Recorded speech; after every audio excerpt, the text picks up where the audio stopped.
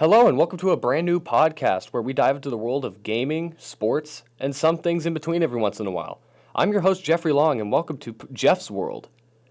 So, our very first topic we're going to talk about on Jeff's World is Ricochet. And for those of you that game, you've probably heard of Warzone. Warzone is the battle royale made by Call of Duty in 2020, and it's a fun game. I enjoy playing it every once in a while with friends after a stressful day. And there are also days where it absolutely drives me up the wall. But there is one problem.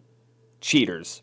And they are looting the place. They ruin games, they ruin the fun of it, and they cheat. I don't know what else to say about it. Activision, they have been plagued by people saying, when are you going to do something about these cheaters? You're just letting them ruin the game. So after multiple ban waves, which if you don't know what a ban wave is basically when, let's say, Activision, they go out and ban so many accounts at once. That's a ban wave. And they've produced a lot of ban waves over the months and over the year. And still, cheating's a problem in the game. So after multiple ban waves and multiple anti-cheats that they release, which is basically some software programming that stops cheating, or tries to stop cheating, Activision announced a new anti-cheat that's going to drop when the new Call of Duty Vanguard drops in like around 10 days, I believe, at the time we're recording this podcast. It might be less than 10 days, actually. But regardless, it's a brand new anti-cheat called Ricochet. And not much is really known about how Ricochet works, but it's the brand new anti-cheat that is being hyped up by Activision as the next big thing that they're going to put out there besides, well, the next COD. They say that this anti-cheat will finally put an end to cheaters in Warzone. However, some people do have a different opinion about Warzone and Ricochet, that the hackers and the cheaters will not be affected by this new anti-cheat, and Activision will once again fail to stop hackers in Warzone. Will Ricochet work and be the anti-cheat Warzone players have been waiting for this whole time? Or will Ricochet fail and leave fair players unhappy once again? Now, I've encountered cheaters in Warzone before. I've seen, and not just Warzone actually. I was playing a game with my friend in Canada, and it was Cold War multiplayer. We were playing on Raid, and he got killed by this guy first, and he said, "Yo, this dude's cheating." So I thought, no, he could just be saying that because, it was a kind of a bad way to die. Then he kills me. He was running one direction, then he immediately snaps like a full 180 and just nails me right in the face. So, and this guy's got like a 50 kill match that game, so it was pretty safe to say this guy was cheating. When it comes to Warzone, I've only encountered a cheater one time. I play on Xbox, but I also play on PC in the esports arena. And I've never really come across cheaters except for that one time I just mentioned, or the one in Cold War multiplayer with a friend of mine. I will say this, though, that cheating is a problem in Warzone. I've watched clips where there were cheaters just ruining a game. The power of cheaters has changed a lot. It's gotten to the point where they can end the match if they want to. That's how bad it's gotten. Now, of course, that's been fixed, but it's gotten pretty bad. So, do I think Ricochet is going to be the anti-cheat that we've all been waiting for? I want to say yes. I want to so badly. And for those of you that are in the gaming world, you've probably heard about what's been going on with Activision and Blizzard and how they've had that lawsuit and they've had just stuff hit the fan, basically, with the cheaters, the lawsuit, and a lot of other crap hitting the fan for them. So when all this came crashing down, it was horrible for them. So now they've come out with this anti-cheat, and they're hyping it up as, like I mentioned, the next big thing they have planned. Do I think it's going to work? Again, I want to say yes. I want to so badly. Because I'm a little clingy, I'll be honest. I'm a little clingy when it comes to stuff like this. I'm one of those, don't give up, don't lose hope on this type of people. But when it comes to this, and this isn't the first time they've done this. They've released multiple anti-cheats in the past, and, well, here we are now. Still not fixed. we'll just have to wait and see. It releases when Vanguard drops. Like I said, within 10 days, within the next, I want to say 7 days, a week. I want to say that. I forgot the release date. I know it's early November is when it's coming out. I want to say the 8th or the 9th, I think it is dropping. But regardless, it is coming out soon. And I'm hoping it's going to be a great game. I played the open beta. It was fun. It took me a while to get used to, though, and I was getting pretty upset about it. But regardless, hopefully Ricochet fixes this all, because again, cheating's horrible. It shouldn't be in gaming in general, and let's just hope for the best when it comes to Ricochet. Now the next one, we're going to go into the world of sports for this one, specifically college football. Now I grew up in North Alabama, a town called Huntsville. Well, it's not a town, it's a city, but whatever the difference. And football, specifically college football, is praised in Alabama. It's practically a religion. Like, I'm pretty sure some people there judge you based on how good you could throw a football. But regardless, for my friends or the people listening to this podcast who do not know how ranking works, it's based off of the AP poll, which is based off of over, I think, around 65 sports writers and sports experts across the country.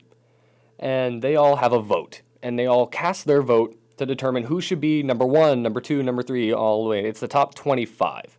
And it's based off of a lot of things, like your schedule, your record, how your players are playing on the field, the whole, like all of that stuff combined into determining who the expert or the writer votes for. Here, as of right now, of October 29th, 2021, here are the top 6 teams. Georgia 7-0, Cincinnati 7-0, Alabama 7-1, Oklahoma 8-0, Ohio State 6-1, and Michigan 7-0. That's just the top 6.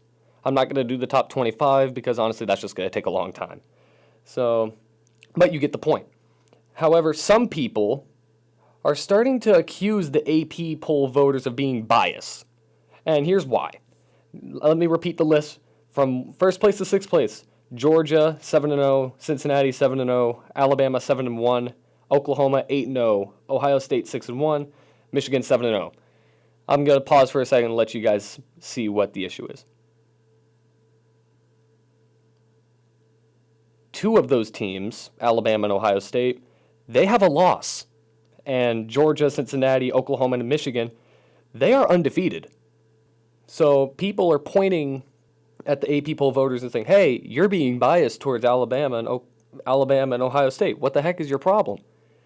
So, and now they have their reasoning, and I don't know if they ever post their reasoning specifically, but people are starting to get really annoyed because undefeated schools like Michigan and Oklahoma are being quote-unquote robbed of a higher ranking compared to schools like Alabama and Ohio State.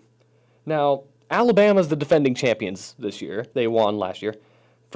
Now here are the teams that Alabama and Ohio State lost to. Alabama lost to unranked Texas A&M by a last-second field goal.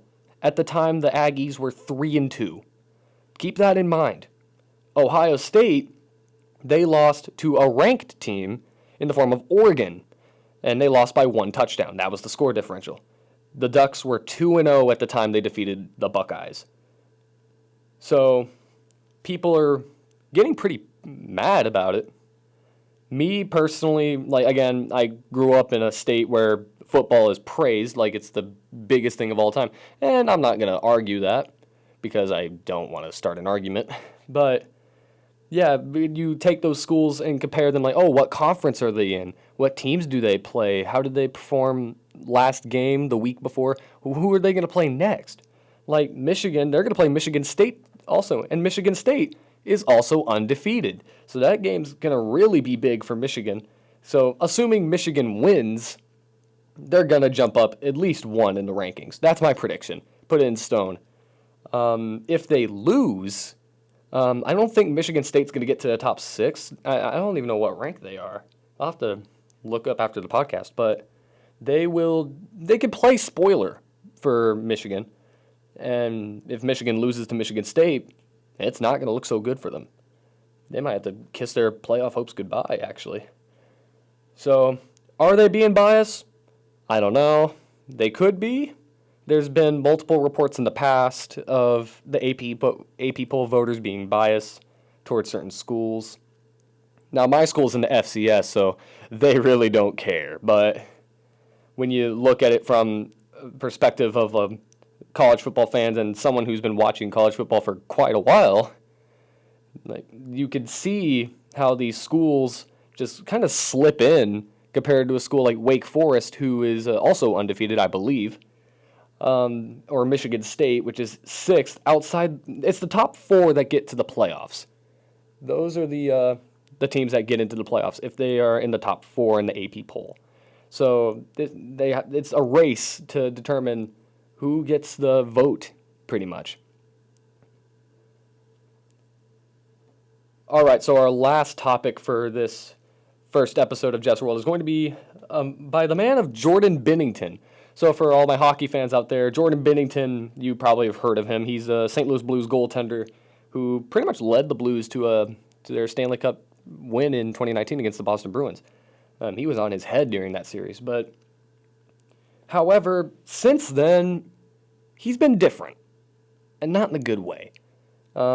During the Blues and Avalanche game last night, as of the recording of this podcast, Blues goaltender Jordan Binnington received a 10-minute game misconduct after swinging his stick at an Avalanche player. I know who the player is, I believe, but I cannot pronounce his name, and I feel like if I do mispronounce it, stuff like furniture is going to start floating in here. So I think it's Caldry? Yeah, nothing's floating. So, yeah, and this is the second meltdown, I believe, that he has had since 2019. Well, he didn't have a meltdown in 2019, I don't believe, but since then he has had 2 from what I can count. The Blues went on to lose that game 4-3. That is the first loss of the season for the Blues, their record becoming 5-1-0, and the Avalanche improved to 3-4-0 because of that win. So, here's another thing I forgot to mention in the script. The player that got swung at, he also got a 10-minute misconduct, which people are kind of like up in arms about, like, why did he get the 10-minute misconduct? He's the one that got swung at. Now, for those of you that don't watch hockey or are just unaware, a goalie stick is much bigger and heavier than a skater stick. Like, I played hockey, I used a regular skater stick, a thin stick. A goaltender, they have basically like a paddle. And if you get hit by it, like if he slashes you with it, it's going to hurt. Not like a regular skater stick is going to hurt you, but I mean, it will hurt. And he swung near the face. And I don't know what was said. I don't know who provoked it. I haven't seen the clip as of now. I only saw I take that back. I didn't see the full clip. I only saw like a gif of him swinging his stick. And it wasn't like a two-arm swing with aggression. He just swung it out with his hand. Or, well, not with his hand, with his arm. And the thing about that is the goalie does not serve the penalty. A player serves a penalty for him. So the team will be shorthanded, but the goalie will not be in the box. So people are starting to say, why don't we change that rule to have the goalie go to the box and then have somebody replace the goalie for however long that goalie is like in the box, like for 2 minutes, 4 minutes, 5 minutes, 10 minutes. We could swap that out. But that's just fans. Me personally, I feel like the rule should stay the same. That's just my opinion. You don't have to agree with me at all. But when it comes to what Jordan did, what the actions of Binnington last night, they're not good. I just want to say right there, no one wants to get swung at, especially with something like that. Like, that will hurt you. No, of course it's going to hurt. But, yeah, this is like the second time this has happened, I believe, because last time I think this happened was in the 2020 playoffs or the 2021 playoffs, where I say we because I'm a Blues fan myself, but the Blues got swept by the Avalanche, and Binnington did not take it so lightly, and I don't blame him. No one wants to get swept. But when you see how he acted then and then how he acted last night, it's bad because you could get fined, you can get suspended. The ultimate question is, what if he hit him? Let that sink in. What if Binnington actually hit the player with his stick? What do you think would have happened? Would have been pretty bad, I think we can all say. But Regardless, it's not good. You've heard me say that like 20 times now. I apologize. But yeah, and that's going to conclude this first episode of Jeff's World. It was really fun getting to do the research for this podcast, typing up the script, and coming to the podcast room here at Rust. My voice cracked there. I apologize. At Rust to do this. Thank you guys for listening to this week's episode. Everyone have a great weekend.